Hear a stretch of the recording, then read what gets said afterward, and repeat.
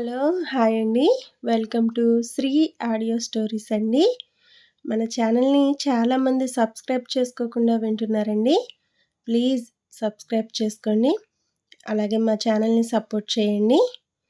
ఇక ఈరోజు స్టోరీలోకి వెళ్ళిపోతే పెళ్లి తర్వాత ప్రేమ.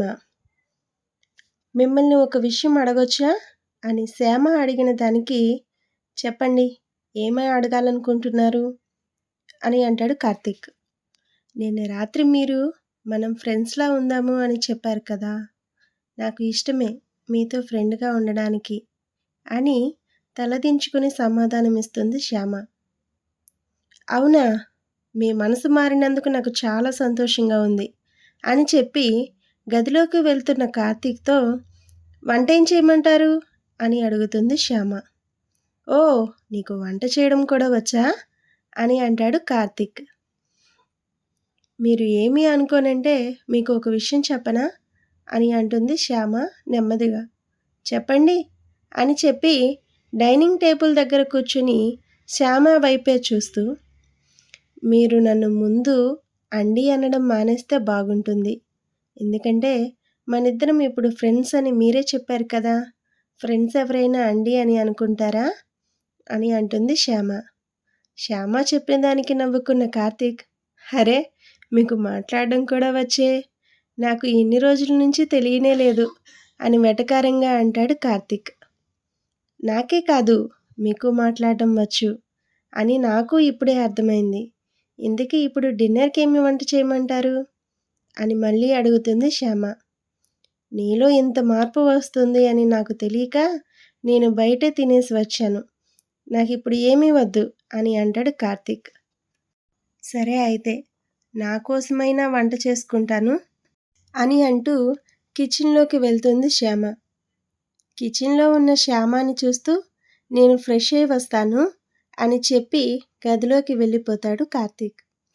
కార్తీక్ వెళ్ళిపోయిన కాసేపటికి కిచెన్లో తన పని ముగించుకొని డైనింగ్ టేబుల్ దగ్గరికి అన్నీ సర్దుకుంటుంది శ్యామ.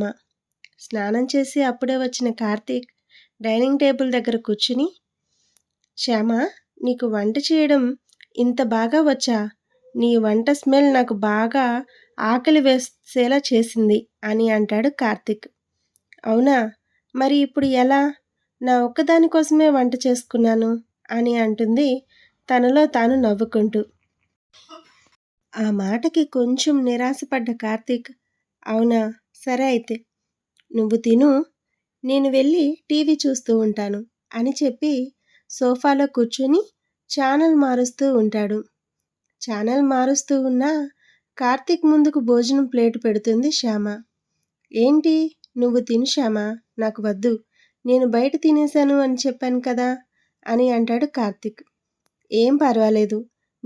మీకు కూడా కలిపే వంట చేశాను అని అంటుంది శ్యామ. అవునా?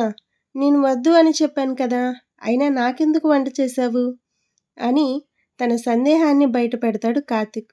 ఏమో నాకెందుకో మీకు కూడా కలిపి వంట చెయ్యాలి అని అనిపించింది, చేశాను అంతే. ఇంతకీ మీరిప్పుడు తింటున్నారా లేదా? అని అంటుంది. తింటాను కానీ నువ్వు కూడా నీ ప్లేట్ తీసుకొచ్చుకో. ఇద్దరం కలిసి కూర్చొని భోజనం చేద్దాం అని అంటాడు కార్తీక్. సరే అయితే అని చెప్పి శ్యామ కూడా వెళ్ళి తన భోజనం ప్లేట్ తీసుకుని వచ్చి కార్తీక్ కొంచెం దూరంలో కూర్చొని టీవీ చూస్తూ ఇద్దరం భోజనం కంప్లీట్ చేస్తారు.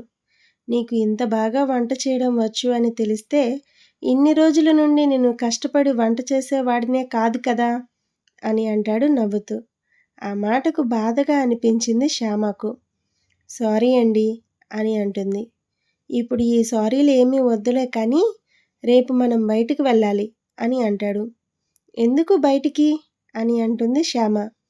ఇంతకు ముందు అంటే నువ్వు నా వైపు చూసేదానివి కాదు, నాతో మాట్లాడేదానివి కాదు. ఇప్పుడు అలా కాదు కదా! ఇద్దరం ఫ్రెండ్స్ అయ్యాము. ఇప్పుడు నేను నిన్ను కిడ్నాప్ ఏమీ చెయ్యనులే అని అంటాడు నవ్వుతూ కార్తీక్.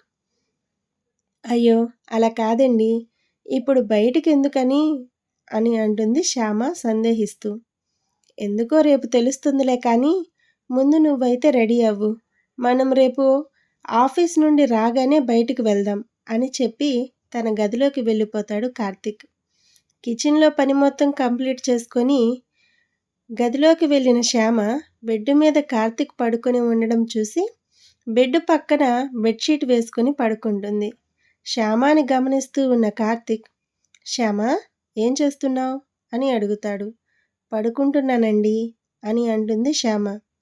నువ్వు పడుకుంటున్నావని నాకు తెలుసు, కానీ అక్కడెందుకు పడుకుంటున్నావు అని మళ్ళీ అడుగుతాడు కార్తీక్.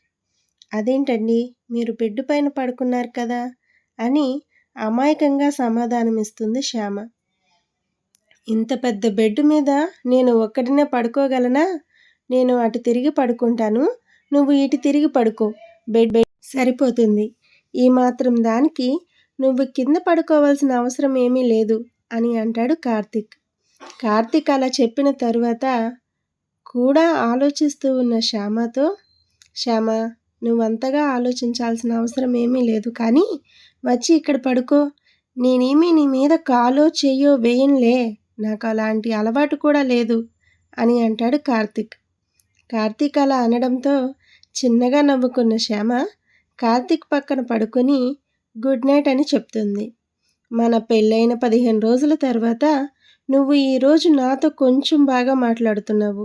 ఇప్పటికి నమ్మకం కుదిరిందన్నమాట నా మీద అని చెప్పి శ్యామ ఇంకా ఏదో చెప్పబోతూ ఉండగా, నేను రేపు ఆఫీస్కి వెళ్ళాలి శ్యామ, నాకు లేట్ అవుతుంది, నేను పడుకుంటాను అని చెప్పి అటు తిరిగి పడుకుంటాడు కార్తీక్. కార్తీక్ పడుకోవడంతో తను కూడా పడుకొని నిద్రపోతుంది శ్యామ. ఎలా ఉంది?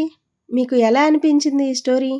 ఈ స్టోరీ మీకు ఎలా అనిపించిందో మీ అభిప్రాయాలు కామెంట్ల రూపంలో ప్లీజ్ తెలియచేయండి. మా స్టోరీస్ కనుక మీకు నచ్చినట్లయితే ఇప్పుడే మా ఛానల్ని సబ్స్క్రైబ్ చేసుకోండి, లైక్ చేయండి, కామెంట్ చేయండి. Thanks for watching.